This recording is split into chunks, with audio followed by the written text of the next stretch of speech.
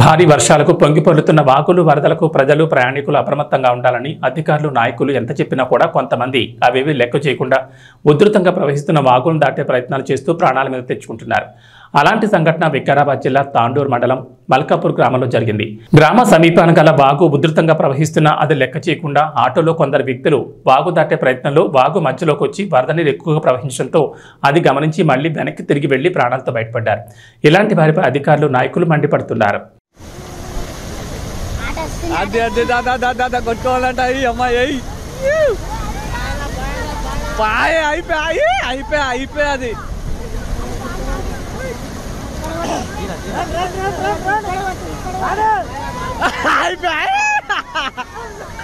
ఇరుకోవాలరా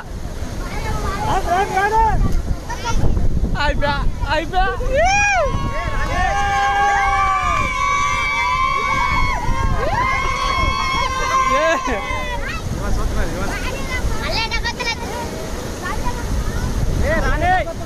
theta దీనే theta అంటారు.